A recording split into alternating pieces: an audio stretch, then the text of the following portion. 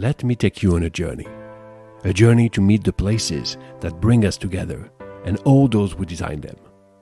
Let us explore the profound changes that lead us to reimagine the purpose, operations, and organization of commercial real estate. To do so, we will meet all those who make them, without exception.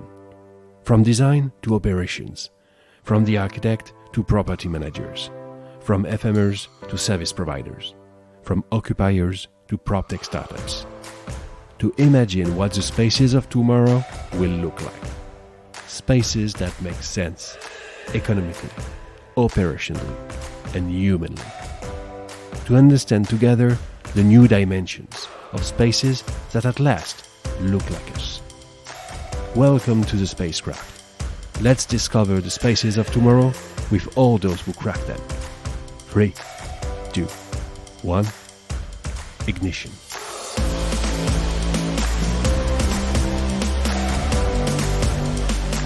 For this very first episode in English, I'm delighted to be with Freddie Pritchard-Smith, co-founder of Trustek, a London-based company specialized in buildings technology audit.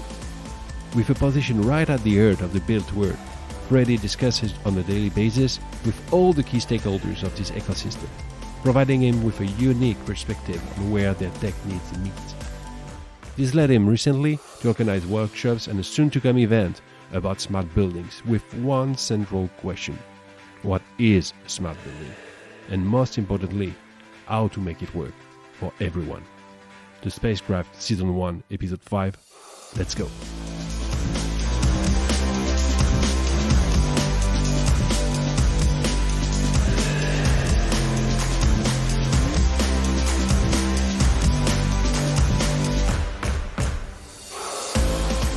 So, hello and welcome to the Spacecraft. So, the podcast that basically talks about everything about the built world and all its stakeholders. And today I'm very lucky to be with Freddie Pritchard-Smith.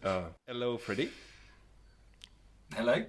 How are you doing? I'm doing good. I'm doing good, really good, and really happy to be there with you today because you're organizing an event about.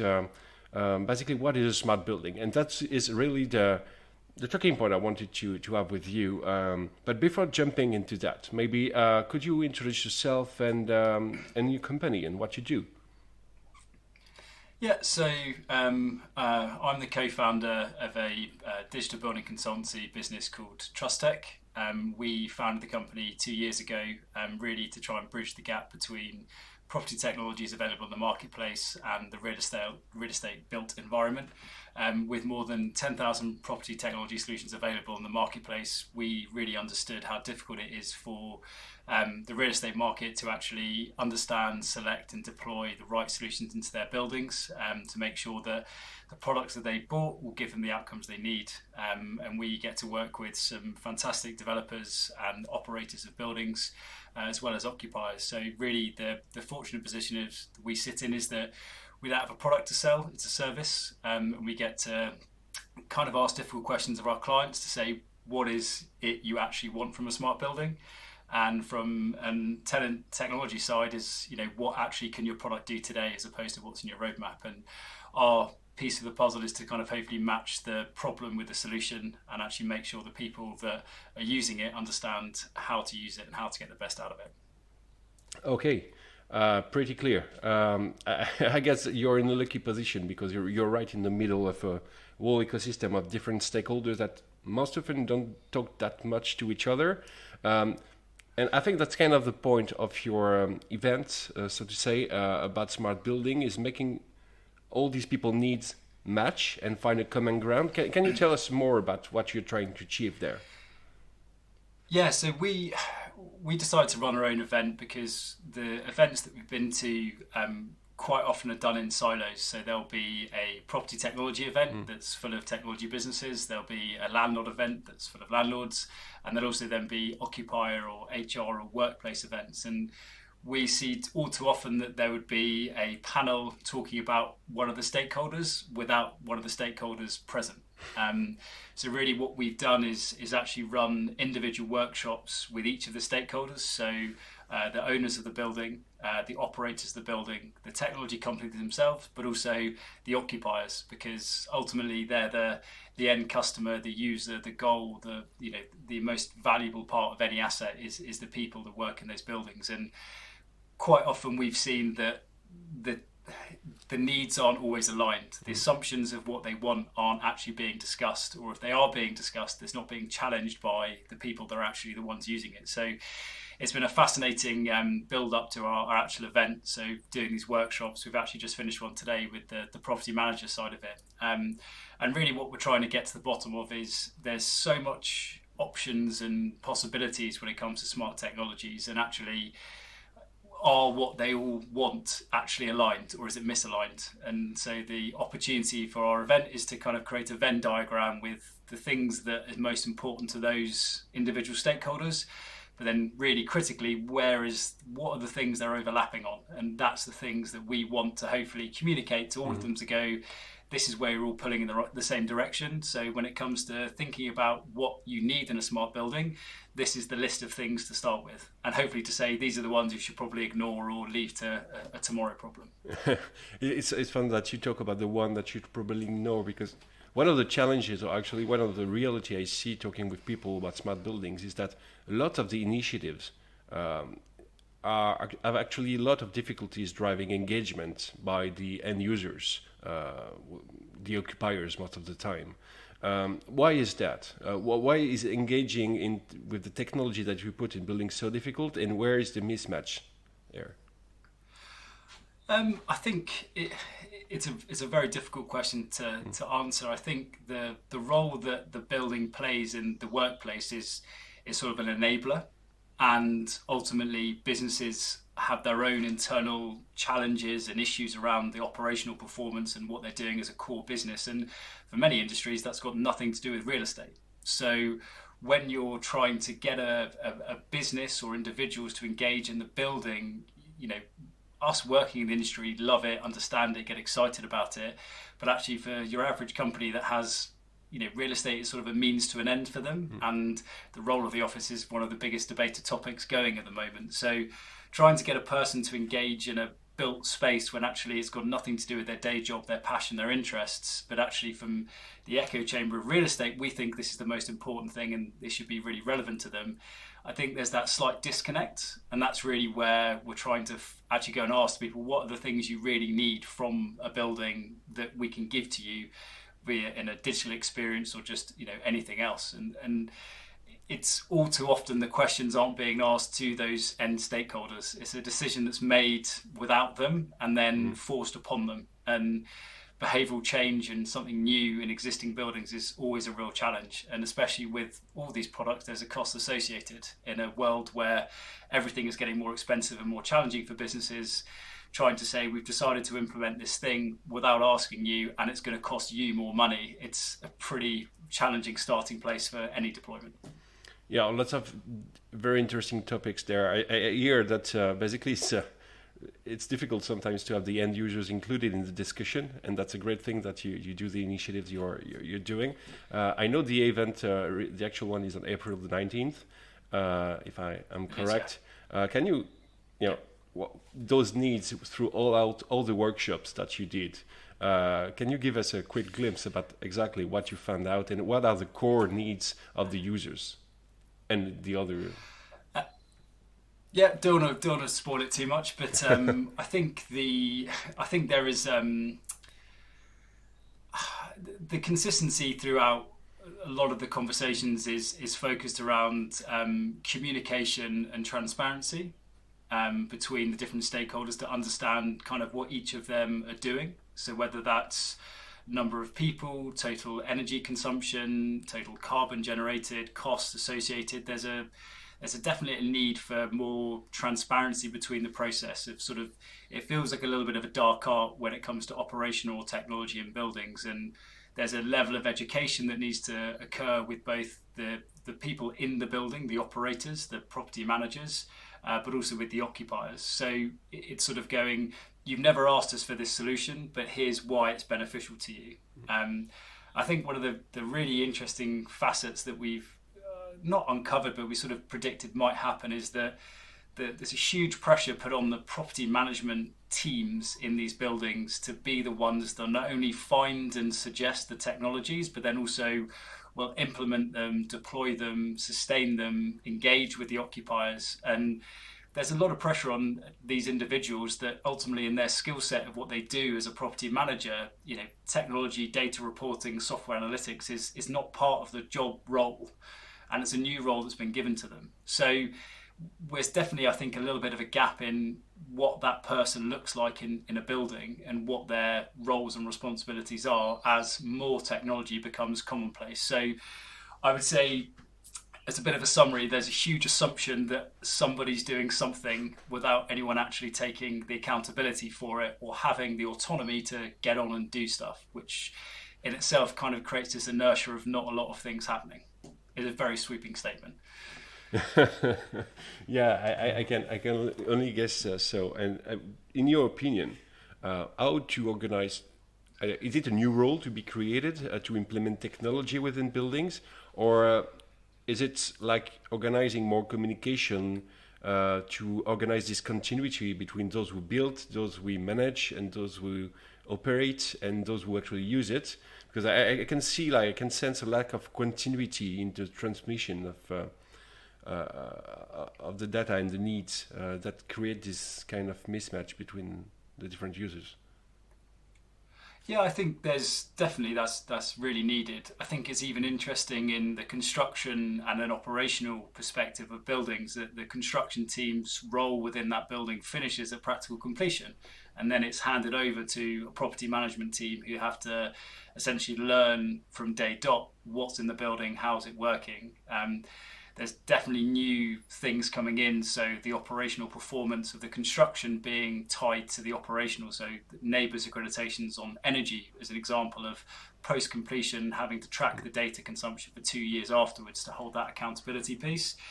But because a lot of developments, especially in the UK, are speculatively built, so they're built without an end user involved. So you're trying to make assumptions about what a hypothetical business is going to need. So I think it's easy when you've got one occupier that you can sit down and have this discussion of what do you really need and how are we going to implement it and what we're going to do together. When you're sort of building a building in silo from a construction perspective, giving it to a property manager to learn, and they haven't had any influence and knowledge over, one person might be looking after 3 or 4 buildings, and then every one of those 4 buildings will have a different piece of technology that runs it. So they're learning how to use to how to work that asset, and then you enter into a tenant comes into the mix, and they might have their own corporate products and services and things they do that may or may not integrate, may or may not be aligned to it. So in the perfect world, you would have this holistic conversation between all stakeholders, but in reality, often if there's an existing or a new building, if you don't have that, you have to sort of make sure that there's the availability in plain English as well. No acronyms required, to say this is what's here, this is how it works, this is what we can do for you and what you can get from us as a building management team or as a software team. So that's what we see as kind of the challenge or the benchmark of doing it really well. Okay, really interesting. I'm thinking about another topic there. So basically, I think you are well placed to see that PropTechs are actually giving a lot of solution for a lot of different kind of issues within buildings, whether it's about user experience, space usage, or more ESG related topics. So I get 2 questions there. The first one would be, what are the key topics that are actually being discussed? Because I've been seeing a lot about space usage and how to optimize it, but obviously there's a lot about ESG too, concerns. And the second part of the question, you mentioned the cost part of it, but what should be the ROI of these technologies? I mean, especially when you talk about user experience, for example, how do you actually see any ROI in there? How do you measure that? Is it even possible?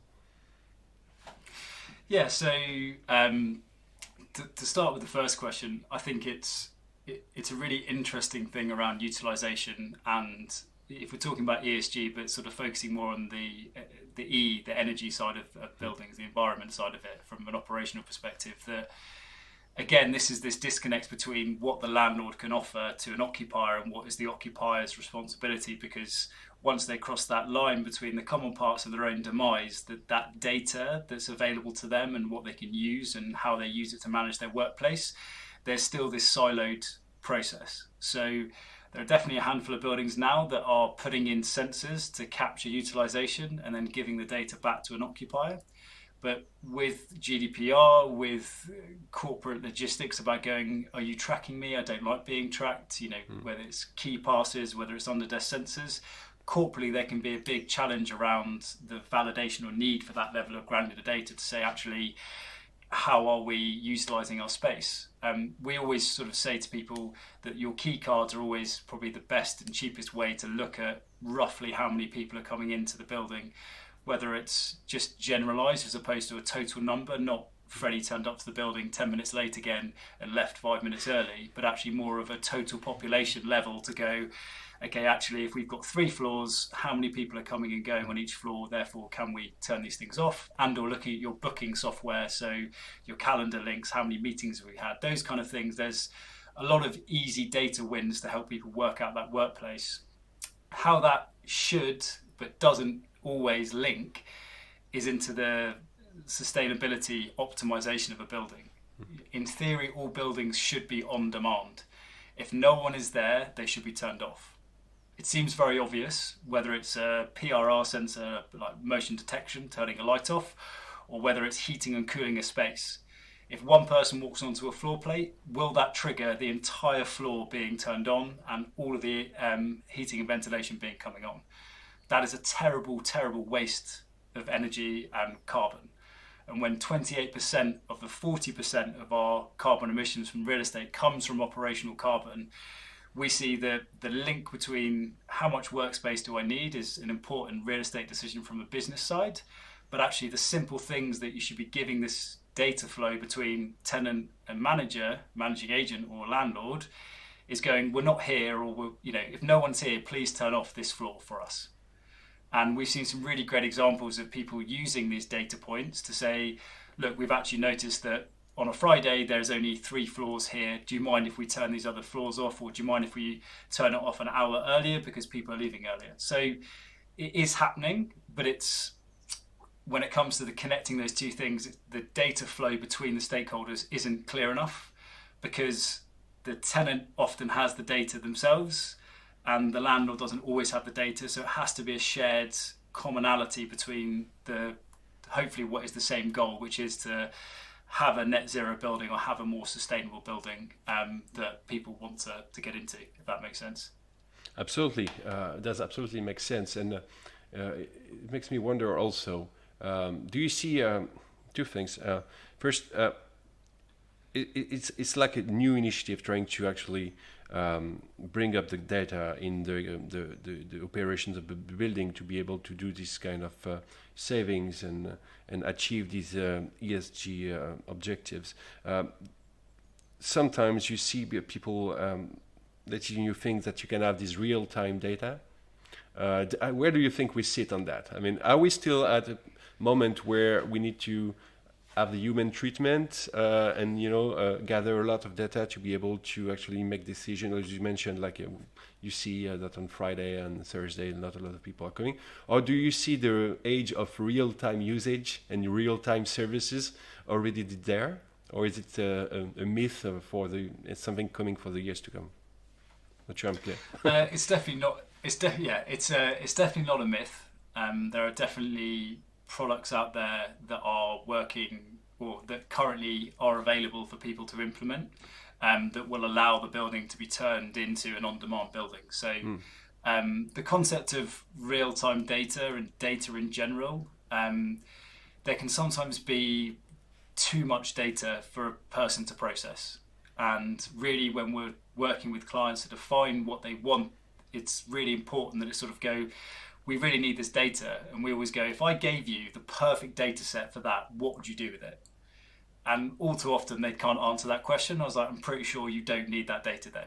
It's because you can get really, very, very minutiae data on every light fitting, every single plug, everything in the building. And it's a huge massive transparency, really granular information, but do you have the expertise? Do you have the KPIs? Do you have the reasons of why you're collecting it before you go out and get it? Because having it is one thing, but as everyone says, and all the images around data is that people don't want data, they want outcomes. They want solutions. They want to be told what to do and how to do it. And the automation of those things and automation in general is going in that direction. So a lot of products we call show and tell.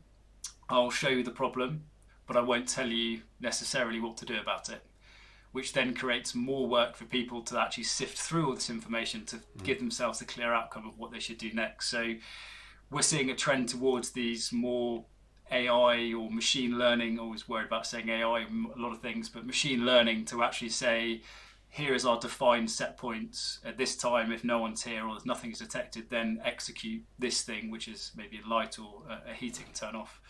And I appreciate I didn't answer your second question, which was about cost and experience. Yeah, exactly. I was trying to avoid How do you measure that? So within ESG, social value is a huge part of it, and I think that the real estate market has a huge role to play in actually engaging local communities and quantifying how much value, especially with the debate around the future of the office space, what people in buildings bring to cities and what other things that people could interact with these built spaces should be doing to support the local area. So whether it's affordable workspaces, whether it's getting a school to come in and learn about facilities management or BMSs, there's a huge amount that can be done, I think, more in social value than necessarily just focusing on the E. But I think when it comes to customer experience and how you quantify it, and there's no ROI like an energy saving, but actually a huge part of the GRESB reporting is a tenant satisfaction surveys. So a very simple survey that won't be completed by 100%. If you get 10%, then that's probably a good starting place. But we always, again, would say to someone, we want to implement a technology to improve our customer experience. If they don't know what it is today, then how are they ever going to be able to prove that putting a technology in has improved it? So a baseline of a survey around the net promoter score or something similar that can say, would you recommend this building to another business or a friend, is where we'd say the baseline. And then whatever you do next, you can then come back to report it. Kind of going back to what I said earlier, that transparency, right? If I'm in a building and the net promoter scores keep going up and up and up, or down and down and down, the transparency of going, hey, we've done this for you and this is the outcome, it makes that whole buying process and the cost, when there's not a tangible ROI on it, an easier thing to convince a person to do. Interesting. There's a kind of a trend, not a trend, but the workplace management used to be heavily linked to the purchasing department. So with clear KPIs that were linked to the costs. It seems that there is like something going towards more human resources where you can actually see KPIs more related to, I don't know, turnover of people, your brand as a company, how you get the best talents. And it is interesting to see the workplace in all kind of spaces tends to have this new KPI and going in this direction. Well, I think ultimately for all businesses, their people are the biggest cost, and when individuals coming into the workplace are choosing a business on their sustainability levels or credentials or their ambitions, and people changing roles to go to more sustainable companies, that experience, the sustainability, the transparency of what they're doing as a business, and the experience is a deciding factor between someone choosing to go and work for one company or another. And losing people, wellness and well-being has been a huge catalyst for that as well. And I'm still amazed how few buildings in the UK have indoor air quality sensors and transparent air quality sensors, given the really clear impact on CO2 on productivity, of high CO2 having an adverse impact on your decision making, but it's still not a mandatory thing that is available, that's not in every building. And when you ask an occupier, why don't you have it? It's often the fear is it will be bad and we can't do anything about it, as opposed to, ignorance shouldn't really be bliss when it comes to productivity and health and well-being. And a question about this, it tends sometimes, I've been hearing before the occupiers, especially in the workplace, everybody was obliged to go there. there was no remote working. You didn't have the chance, since you can work remote, basically you can change company more often. So there is kind of a tension on the retention of talents, and they have more powers now. The occupiers have more power, and it seems that they can impose, or they can actually decide exactly what is the most important thing their building should do for them. Did you have the chance to actually talk with occupiers, and if so, what are the key things they demand, they ask from the building they work in? Yeah, kind of two ends of the spectrum really from that. And again, the lens is caveated by talking to the facilities and operationals teams, not the CEO, the FD, and the head of HR that might probably have very different needs. So I think it's always important when you qualify a statement of where that source of information's come from. So it's from the facilities teams that are the operational engine room for a company. And the very, very simple thing that we've heard of is not necessarily the experience as the priority number one. It is, I need to have accurate, consistent data on our energy, water and gas consumption that I can see at any time, anywhere, so I can report it internally. So we can do our own internal reporting and benchmarking. That was one of the critical things that we've seen most consistently spoken about in tenant meetings we've been privy to. Okay, yeah, so that's no surprise. I mean, giving the impact on the costs. One other thing that has a large, especially when you're talking about large buildings, but a major impact on the costs is all the, I'm not sure, but the operational costs linked to the services, the way the building is actually serviced. So I'm talking there about security, I'm talking about cleaning, I'm talking about all the people basically who provide all kind of services, facility management related services. Do you see ways of optimization there through technology? Because we were just, when you're talking energy consumption, gas, electricity and so on, it's cables, you can have sensors, you can basically measure and have very specific metrics. When you talk about people operating in your office, do you see ways to actually optimize that and use tech to optimize so? Yeah, I mean, obviously the product that you guys are selling, I think we're very big fans of because of the transparency and the accountability of being able to make sure that it's being done. I think we've seen examples of the subcontracting nature of building operations, making it very hard to have quality control over it, about when a person comes, what they achieve, and there's lots of softwares out there to track that process. But I think there are definitely technologies available to implement and optimize those solutions to make sure that when a process is being done, that it's being recorded. And when it comes to that repair replace decision on a building, you can go actually looking back at the data. We've had to repair this 4 times this year, which has cost us X amount, to actually know what the right thing to do is to replace it. And a word that is missing from all too many agreements from a subcontractor perspective would be optimize. So it's a maintain. So if I get to a building and there are no issues with it, my maintenance has been satisfied. I've done my job. There's no red flags. The red flags have been resolved, and off I go.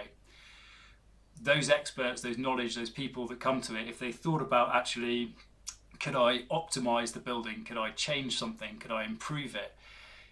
They're very time short, and actually really it should be a clear KPI for anyone working in a building, be it in cleaning, be it in the M&E, that part of their accountability for working there is going, actually, you know what, I've been to this floor 3 times to clean it and it's always absolutely pristine. I walk in, look around and walk out. So why am I going to this floor every time? Can I not optimize this and think, actually, you know what, we'll put a sensor in to understand when it gets to 10 people, then I'll go there and clean it. Cleaning on demand, not just turning up to a building and doing the same thing that you've always done on a rota. So I think those things from an insight operational perspective can help people perform better than just sort of doing what they've always done. Yeah, and I hear you talking about sensors. Make me think about another question I would like to ask you, and maybe it's something that you had doing your workshops. Are there concerns or interest about the idea of retrofitting? I don't know if the words is the same, but basically the cost associated with trying to implement this new technology? Because I can feel there is a search for it. There is a lot of attention to that. But does it actually work with the built world that exists today? And do you see solutions to actually make that available for the vast majority of the buildings that are still there for the next 10 to 20 years? And not just the new buildings?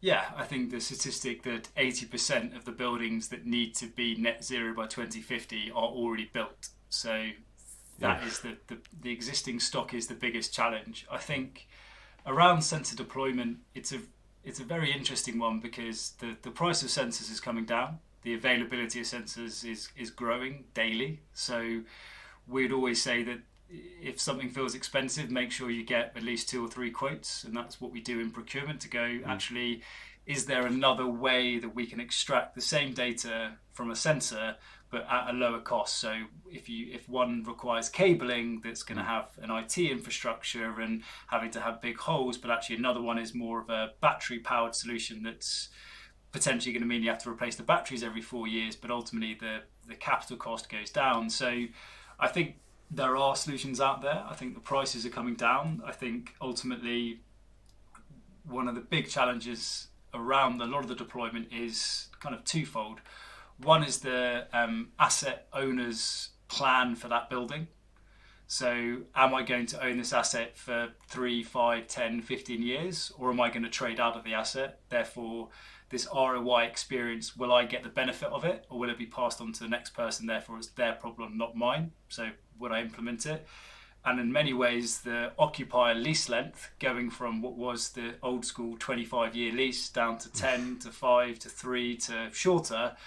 Again, okay, I'm investing in this real estate, but I might not be here because I'm a scale or fail SME. So I'm going to need double the space next year. So actually, can I justify investing more of my working capital into sensors to benefit me over such a short space of time? So kind of those two things in itself often make this inertia of doing something, because it's sort of, is it part of the wider business plan, be it for the building or for the business? So, but I suppose our mindset is always something is better than nothing. Do a pilot on one floor, on one bathroom, on one space, on one thing. See what happens. Test it. It might not work. It might fail. Yeah, trying to find the silver bullet that's going to solve every problem and do everything. It doesn't exist. And if it does exist, it's probably too prohibitively expensive to make it worthwhile. So, but we always say something is better than nothing. So yeah, and it's interesting because buildings are. It's like they're running like softwares mostly. Before it was like they're built in a certain way, and therefore the next 20, 25, 50 years to come, and it won't change. And will just be demolished, and a new thing will appear. Now it seems like there are iterations, pilots, test and learn, new processes that directly come from the tech way of actually releasing products and improving over time, as you mentioned, with small pilots here and there, just to improve and maybe deploy on a larger scale. So it's interesting to see that we think about places in a more flexible way, in a more agile way, I would say, where those people in charge of running those places needs also to have this new skill set of test and learn and deploying tech within the buildings. It's interesting to see. Yeah, and I think there's a role that real estate has to play in leading that discussion around technology with people. Mm-hmm. And what I mean by that is that, as a business that might be a fintech or a banking or a software developer, their inherent knowledge experience is nothing to do with the built environment. And that's where we see the winners when it comes to the landlords and the operators will be the ones that can go, look, I know you're going to be here for 2 years, but we're going to run this thing for you, and actually here's your air quality sensor, here's your sensor data, here's the energy data, we're going to optimize it. When you change, we're going to come back and proactively asset manage you, and this is part of our green lease to make you more sustainable, and we're just going to take care of this for you. I think that's sometimes it's sort of, you don't want to take a problem to a tenant that they haven't come to you to ask for the solution, whereas I sort of feel like the onus should be on the experts to take the solution to the people that in their daily life, they don't ever think it's a problem because it doesn't affect their business and their operations. So I think the accountability definitely sits with the real estate side of the technology fence to go, actually, look, we've got this thing, we want to do it, it's going to be beneficial. And as opposed to waiting for the occupier to go, where's my energy data? And it's like, I don't know. And maybe one last question I have is about operated offices, operated spaces in more global.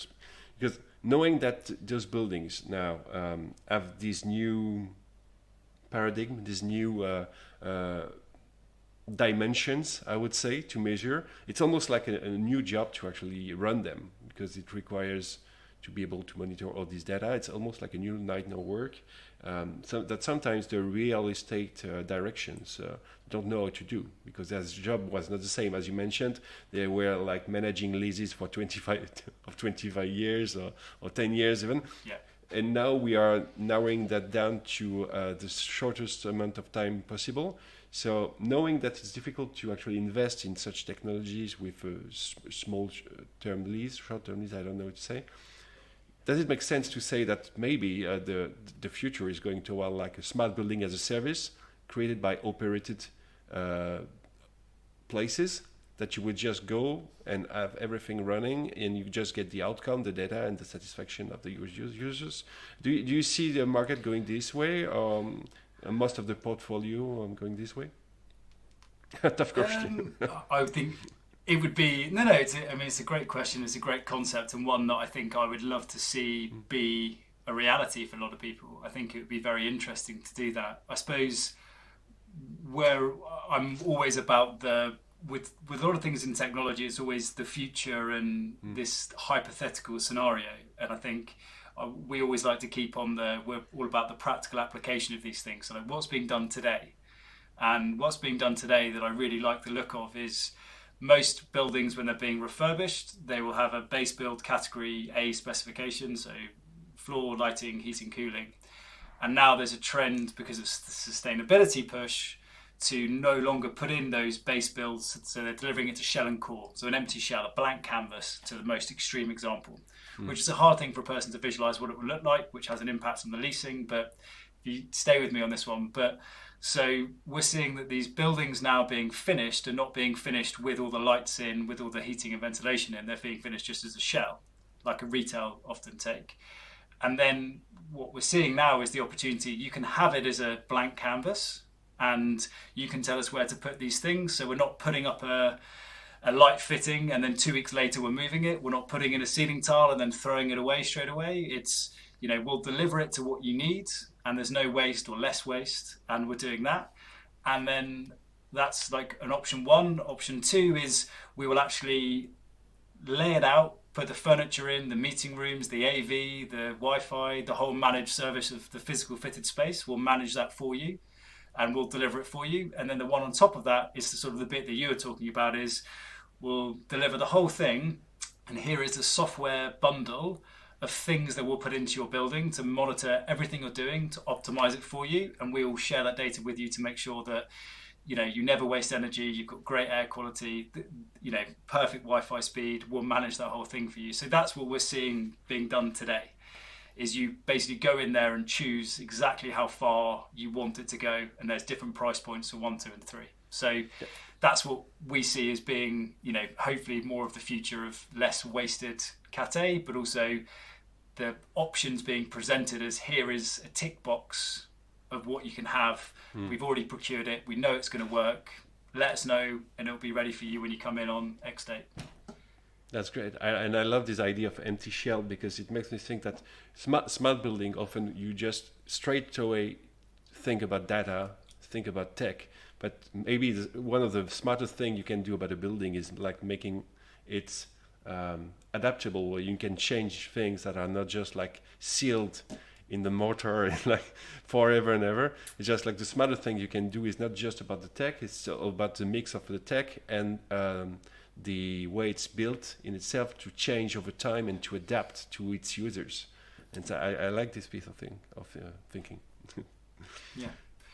We're excited to see, whether it's solar battery, whether it's internal farming, whether it's storage, whether it's life sciencing and laboratories. The utilization of what is a traditional office, I think, will definitely change over time with the need for physical desk space evolving. So I'm excited to see how these buildings can be adapted to serve different purposes. Yeah, and that's great to see that your offices used to be like lines of desks and monitors aligned. There's no need for that because you can obviously do that at home.